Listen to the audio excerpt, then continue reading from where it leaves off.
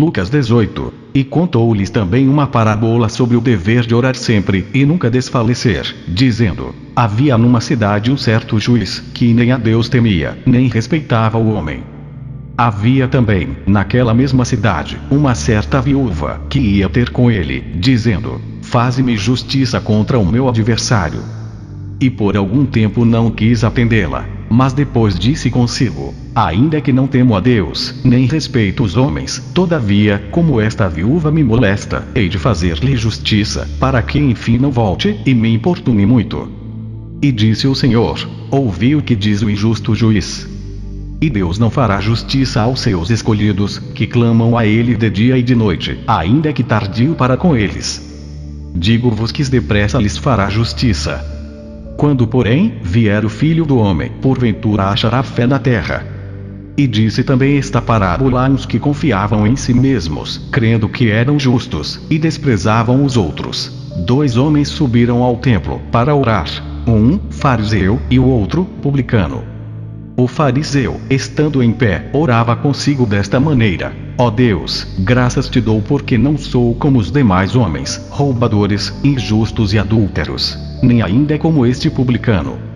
Jejuou 2 vezes na semana, e dou os dízimos de tudo quanto possuo. O publicano, porém, estando em pé, de longe, nem ainda queria levantar os olhos ao céu, mas batia no peito, dizendo: ó Deus, tem misericórdia de mim, pecador. Digo-vos que este desceu justificado para sua casa, e não aquele. Porque qualquer que a si mesmo se exalta será humilhado, e qualquer que a si mesmo se humilha será exaltado. Pois bem, vivemos dias em que o homem não sabe de fato o que é a fé. Muitos têm tido uma fé em tudo, menos no Criador, em seu Filho e em seus planos e propósitos. O cristão de hoje não consegue mais ter a compreensão e ter uma definição única baseada na unidade do Espírito de Deus, que é um só. Vivemos rodeados de repletos doutores da lei com grandes títulos de pastores, apóstolos, missionários e etc., que arrebanham multidões de seguidores cegos que se tornam verdadeiros idólatras de líderes e que estão dispostos em sua ignorância até mesmo a ir para o inferno, do que enxergar um erro apenas, se querem seus líderes, que possa fazer com que se distancie do Estado e sistema religioso em que se encontram, do que serem libertos da escravidão das doutrinas de homens. Tais seguidores se transformam não em seguidores de Jesus Cristo, mas, sim, verdadeiros adoradores de denominações e seus falsos mestres cheios de intenções pessoais.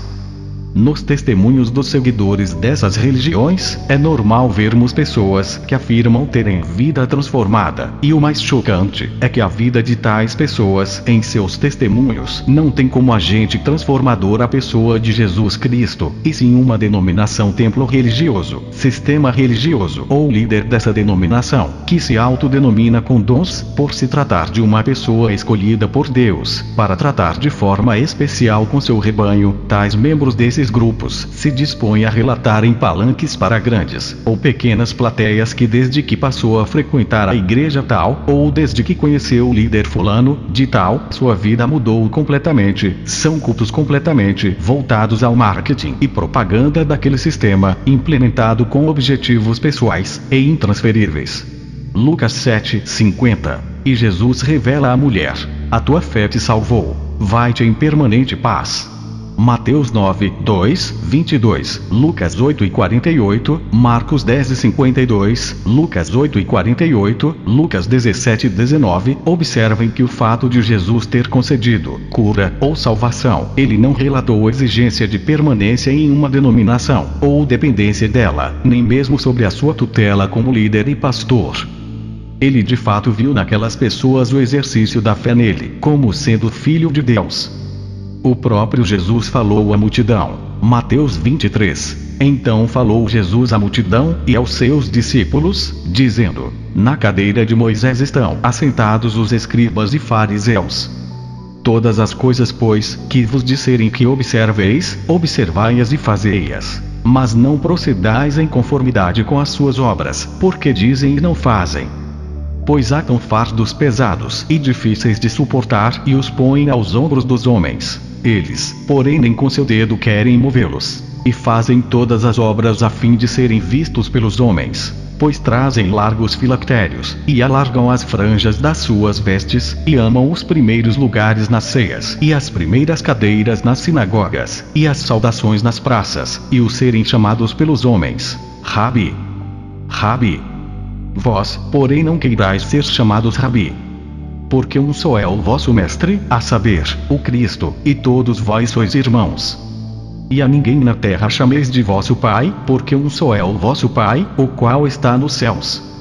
Nem vos chameis mestres, porque um só é o vosso mestre, que é o Cristo. O maior dentre vós será vosso servo. E o que a si mesmo se exaltar será humilhado, e o que a si mesmo se humilhar será exaltado. Mas ai de vós, escribas e fariseus, hipócritas! Pois que fechais aos homens o reino dos céus, e nem vós entrais, nem deixais entrar aos que estão entrando. Hoje temos várias categorias de líderes religiosos que fundam denominações religiosas, e seus membros frequentadores nem sabem como é o processo para a formalização jurídica do sistema em que é participante, e se soubessem sem dúvidas, não seriam membros de tais sistemas. Hoje, para ser constituída uma nova igreja, templo, é necessário a elaboração de um estatuto social que tem como definição: o estatuto social é um documento obrigatório na abertura de cooperativas, sociedades anônimas e entidades sem fins lucrativos, e o que muitos não sabem é que para esse feito ser realizado existe um ponto fundamental, que é formar a diretoria administrativa da igreja, que cabe a responsabilidade de administrar os bens, as contas bancárias e fiscalizar tudo o que acontece na instituição. Isso envolveria as obrigações administrativas, que devem respeitar as atribuições dos diretores estatutários, sendo eles o presidente, vice-presidente, secretários, tesoureiros, além do conselho fiscal e do conselho de ética, no caso do conselho, podendo assim, se porventura tenha divergência, convocar uma assembleia extraordinária com seus membros para, em casos necessários, até mesmo destituir o presidente e sua cúpula infratora. No ordenamento jurídico brasileiro, a igreja é uma pessoa jurídica de direito privado, como disciplinado no Código Civil, e sua diretoria estatutária responde judicialmente pelos danos causados à instituição de fé, aos membros e terceiros, independentemente de ter havido culpa, ação involuntária ou dolo, ato intencional, pelo causador, pois desde a Constituição Federal de 1988 em um Estado democrático de direito. Poucos sabem, mas toda e qualquer igreja tem algumas das obrigações. São de ordem estatutária, associativa, tributária, trabalhista, previdenciária, administrativa, criminal, financeira e imobiliária. A obrigação associativa da igreja estabelece que cada membro deverá possuir um exemplar do estatuto, onde constam seus direitos e deveres, e que a exclusão dos membros deve acontecer respeitando os procedimentos bíblicos e legal. A obrigação criminal da igreja é inibir e coibir a prática de ilícitos penais por qualquer um de seus membros. A obrigação financeira é a prestação de contas das contribuições recebidas, com a apresentação de balanços contábeis periódicos aos membros, e eleições periódicas para a troca de liderança, democraticamente. Você já deu uma lida no Estatuto Social da Igreja a qual você é membro? Antes de tudo, é necessário que você saiba que quando você passa a fazer parte de uma determinada instituição religiosa, como membro de carteirinha constando nos autos de seus membros, você legalmente e perante a lei de Deus e dos homens é participante em comum acordo de toda a ideologia a qual essa denominação é constituída e conforme descrito em seu estatuto, seja ela herege ou não. Não tendo você sozinho poder democrático em mudar suas doutrinas, a não ser que colocadas em pauta em assembleia, pautadas como mudança e votado pela maioria. Muitas pessoas não conseguem enxergar e compreender que estão firmando um laço perante Deus e os homens, através de uma instituição e suas ideologias, que podendo muitas vezes está contrariando a palavra de Deus. E nesse ponto, como diz as Escrituras, o meu povo perece por falta de conhecimento. Hoje esses líderes fundadores dessas denominações são verdadeiros reis, que ao fundar tais igrejas em sua constituição, existem apenas o presidente e o vice-presidente, sendo muitas vezes a vice sua esposa ou parceiro ideológico, e em sua constituição não existe conselheiros ou membro que tenha o poder de destituir ou nem ao menos possibilidade em seu texto de substituição de diretoria em casos de transgressões nas esferas terrenas e espirituais. Você já participou alguma vez de assembleia para votação de troca de presidente de alguma igreja, que o tempo do cargo de liderança tenha finalizado, tendo a democracia como dever e obrigação? Certamente não. Os cargos de presidente ou diretor, normalmente são vitalícios e com teor de uma monarquia, passando de pai para filho ou parentes próximos. Quando tais igrejas têm um sistema democrático, é possível identificar o teor de uma monarquia oculta, pelo tempo em que o presidente e toda a cúpula da diretoria permanece no poder. Isso ocorre porque na grande maioria só quem tem o poder de votar são os pastores com cargos consagrados apadrinhados extremamente fiéis e que têm desde um salário garantido a um alto salário, jamais possível de ser conquistado no mercado de trabalho privado ou público sem a devida capacitação e desempenho, sendo por esse motivo impossível destituí-lo de tal denominação religiosa. Dessa forma o meio religioso se tornou um verdadeiro cenário político de toma lá, dá cá, onde um verdadeiro jogo de interesse financeiro passa a dominar os membros em um sistema tão perverso que qualquer um que consiga enxergar esse esquema é oprimido até que seja destituído da membresia. Aos que ficam restará uma vida de doutrinação ideológica onde as filosofias humanas vão além da Bíblia, tornando os membros escravos de um evangelho que não é o de Cristo, onde o sacrifício de Cristo não é o suficiente para redimir uma alma perdida, tornando a igreja um complemento mais que necessário para se conseguir a salvação. Para que suas ideologias sejam eficazes, novos integrantes devem participar de classes de discipulados, escolas dominicais, cultos doutrinais, catequeses, dentre outros processos que possam certificar de que a lavagem cerebral seja eficaz e domine cada integrante da membresia. Em uma simples reunião denominada culto é possível identificar o descontrole do controle quando um membro não obedece uma simples cadeia de comando como sentar e levantar, bater palmas, faltar uma reunião ou deixar de contribuir financeiramente com o que se torna uma obrigação. Qualquer uma dessas simples ponderações é dado um start para o sinal automático de alerta nos líderes responsáveis por cada setor, fazendo com que esse grupo seja constantemente atacado com uma enxurrada de ameaças, tendo como base versículos bíblicos de condenação eterna no seio do inferno, caso seja contra as suas doutrinas controladoras, colocando assim de lado toda a possibilidade de uma revolução em massa por parte da membresia. Apocalipse 17, 1.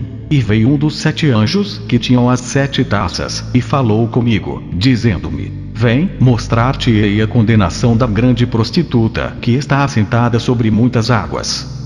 Aqui a prostituta relatada nessa visão se refere à igreja corrompida que se misturou com o mundo nas mais variadas esferas tais como política, ideológica, financeira, dentre outras.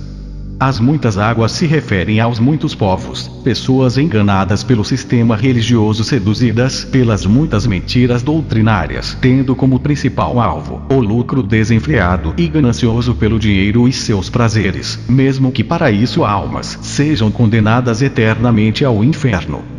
2. Com a qual fornicaram os reis da terra, e os que habitam na terra se embebedaram com o vinho da sua fornicação. A fornicação com os reis da terra se trata do envolvimento da religião que se diz cristã com a política, e o fato de terem embebedado os habitantes da terra se trata das muitas pessoas que são membros dessas denominações e se sacrificam tirando da própria boca para proporcionar uma vida de regalia aos seus líderes gananciosos.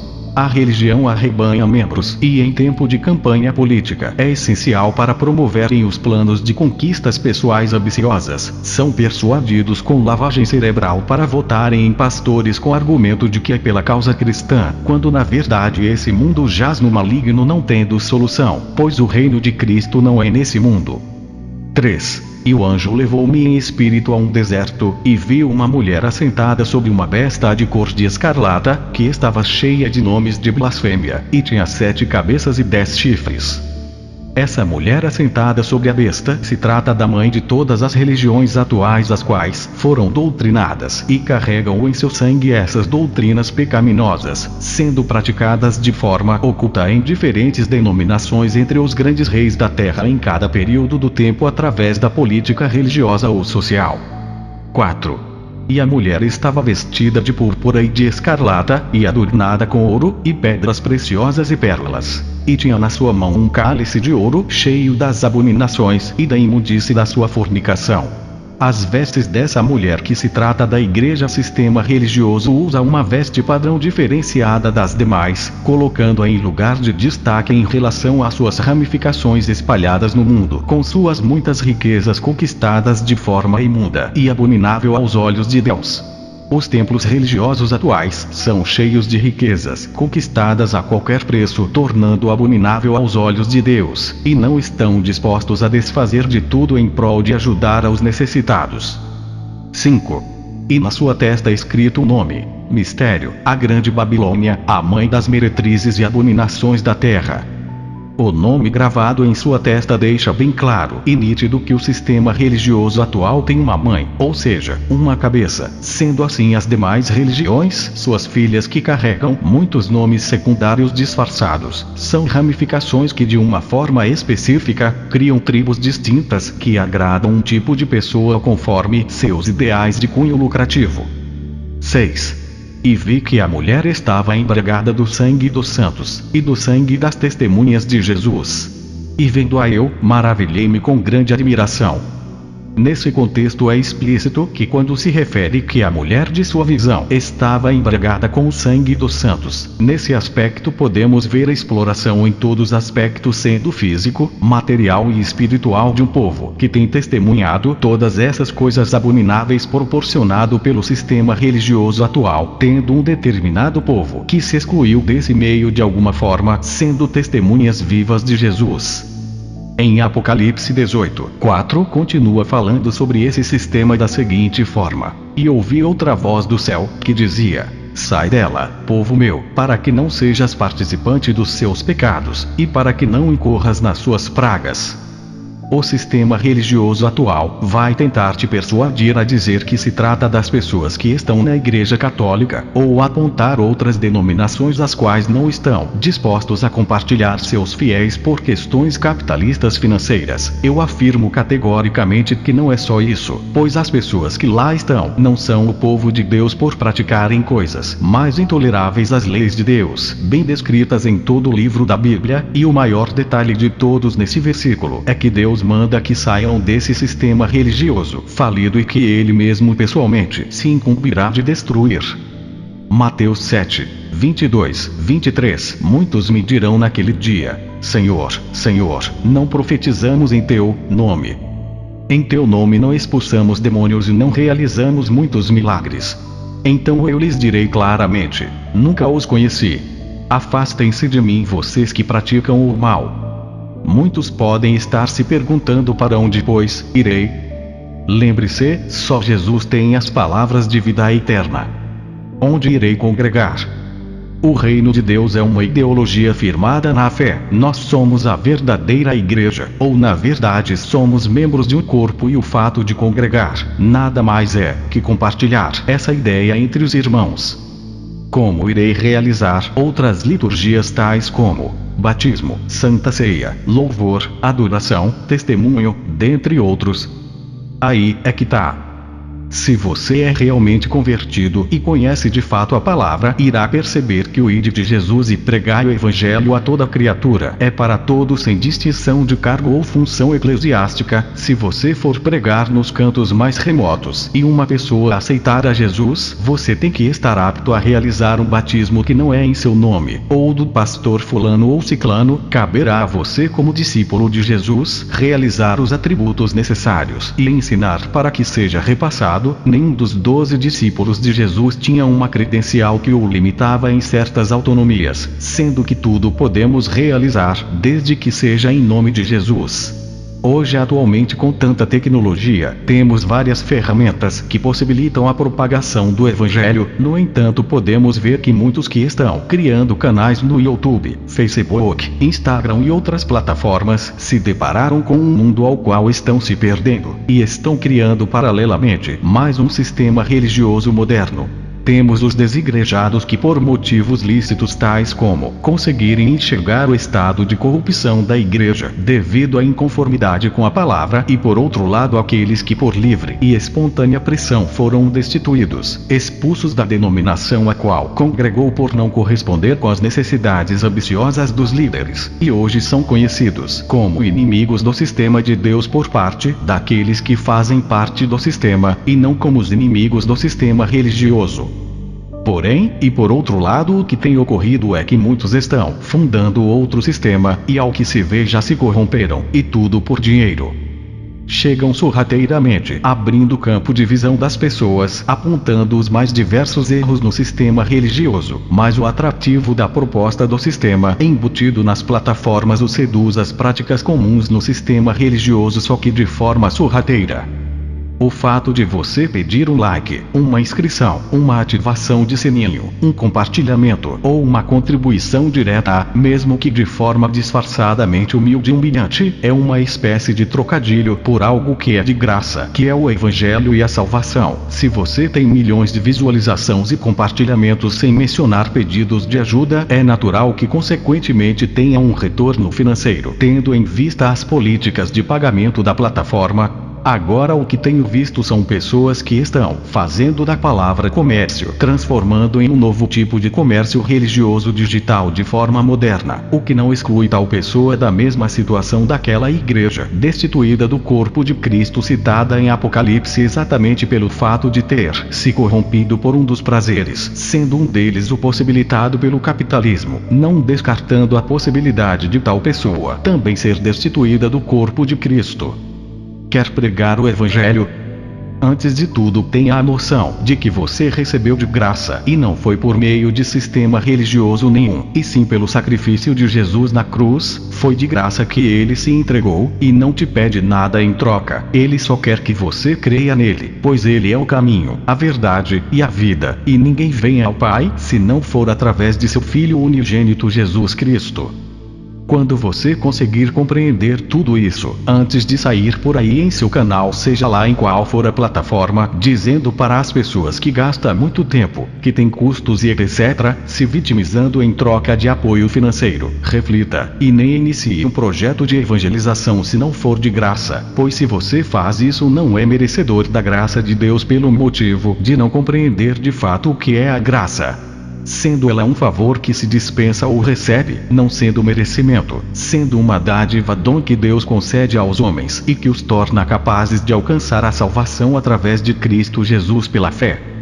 Vejamos a seguinte pesquisa. No Brasil, o censo demográfico realizado em 2010 pelo IBGE apontou a seguinte composição religiosa: 64,6% dos brasileiros, cerca de 123 milhões de pessoas, declaram-se cristãos católicos, 22,2% da população, cerca de 42,3 milhões de pessoas, declaram-se cristãos protestantes. Se totalizarmos essa conta, teremos 86,80% da população que se declara sendo influenciada pelo cristianismo, considerando-se cristãos. A média consultiva seria de 165,3 milhões de habitantes. Isso já configura a existência de um Estado religioso paralelo ao Estado democrático de direito. Se de fato todos estivessem firmados no Evangelho de Cristo e não em ideologias religiosas, seríamos uma potência mundial por vários motivos, entre eles o amor ao próximo. Sem dúvida alguma, não estariam focados em construir grandes templos faraônicos milionários de luxo para sustentarem seu ego. Estariam convertendo todas as arrecadações financeiras para solidarizar com a necessidade do próximo, tirando famílias das ruas, construindo casas, matando a fome e dando dignidade aos necessitados. No entanto, é mais fácil o comodismo da autossuficiência das conquistas pessoais, apresentando ao mundo um Deus que prospera a todo aquele que é fiel fiel ao sistema religioso, quando na verdade, em todo esse grande show em que o espetáculo se revela apenas na vida de uma minoria que consegue se dar de bem na vida financeira, e serve de amostra viva para influenciar a grande maioria que irá morrer na miséria, contribuindo com até a última gota de sangue e suor.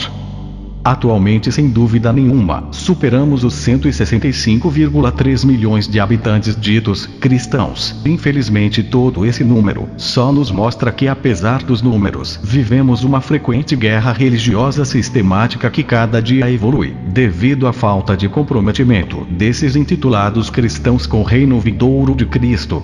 Os líderes denominacionais não querem a união, não querem a unidade do corpo de Cristo, não querem desapegar do rebanho de galinhas, que botam ovos de ouro em seus templos de 4 paredes, não querem compartilhar suas riquezas, mas querem que o pobre compartilhe aquilo que lhe fará falta.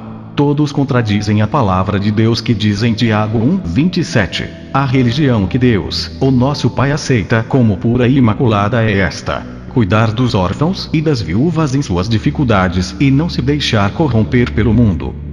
De tudo que se é arrecadado, pouco que é oferecido serve de vitrine para convencer os demais de que vale a pena investir no reino da religião a favor de Deus. Quem recebe é exposto, e muitas vezes obrigados a se manifestar agradecendo em público. As arrecadações são de roupas usadas e alimentos dispensáveis ao uso pessoal de quem arrecada, quando no mundo que vivemos dominado pelo capitalismo as necessidades vão além de uma cesta básica, assim como a instituição religiosa necessita de dinheiro para usufruir dos prazeres do capitalismo, possibilitando templos com cadeiras confortáveis, sonorização de primeiro mundo, instrumentos de qualidade, estruturas físicas suntuosas dignas de reis, água, luz, telefone, internet, computadores, dentre outras regalias inimagináveis que muitos membros frequentadores não têm, nunca terá em sua casa, enquanto em suas arrecadações oferecem cestas básicas, esquecendo do restante necessário ao capitalismo, tal como falta de oferecer dinheiro para pagar aluguel, água, energia, gás, mistura e outras necessidades básicas.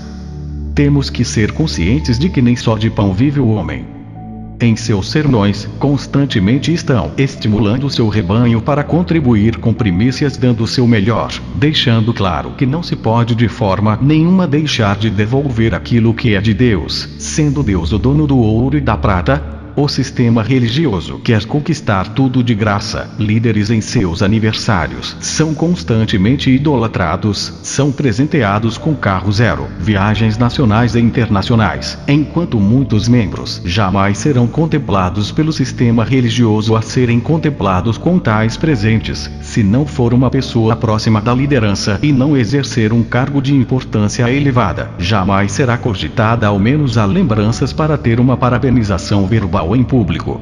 Tenha em mente que o sistema religioso será destruído pelo próprio Deus, e saiba que quem estiver mergulhado nesse universo tomado pelo maligno sofrerá com as punições vindouras da ira de Deus sobre a humanidade. Não se vitimize com a desculpa de que vai continuar onde está, pelo fato de não ser responsável pelos erros que seu líder religioso comete. Saiba que primeiramente pelas leis dos homens você é cúmplice, e os cúmplices sofrem penalizações por participação indireta na infração alheia. No capítulo 23 de Mateus, Jesus diz: Então, Jesus disse à multidão e aos seus discípulos: Os mestres da lei e os fariseus se assentam na cadeira de Moisés. Obedeçam-lhes, e façam tudo o que eles dizem a vocês. Mas não façam o que eles fazem, pois não praticam o que pregam. Eles atam fardos pesados e os colocam sobre os ombros dos homens, mas eles mesmos não estão dispostos a levantar um só dedo para movê-los. Tudo o que fazem é para serem vistos pelos homens. Eles fazem seus filactérios bem largos e as franjas de suas vestes bem longas. Gostam do lugar de honra nos banquetes e dos assentos mais importantes nas sinagogas, de serem saudados nas praças e de serem chamados mestres. Mas vocês não devem ser chamados mestres. Um só é o mestre de vocês, e todos vocês são irmãos. A ninguém na terra chamem pai, porque vocês só têm um pai, aquele que está nos céus. Tampouco vocês devem ser chamados chefes, porquanto vocês têm um só chefe, o Cristo. O maior entre vocês deverá ser servo. Pois todo aquele que a si mesmo se exaltar será humilhado, e todo aquele que a si mesmo se humilhar será exaltado. Ai de vocês, mestres da lei e fariseus, hipócritas! Vocês fecham o reino dos céus diante dos homens. Vocês mesmos não entram, nem deixam entrar aqueles que gostariam de fazê-lo. Ai de vocês, mestres da lei e fariseus, hipócritas! Vocês devoram as casas das viúvas e, para disfarçar, fazem longas orações. Por isso serão castigados mais severamente. Ai de vocês, mestres da lei e fariseus, hipócritas, porque percorrem terra e mar para fazer um convertido e, quando conseguem, vocês o tornam 2 vezes mais filho do inferno do que vocês. Ai de vocês, guias cegos!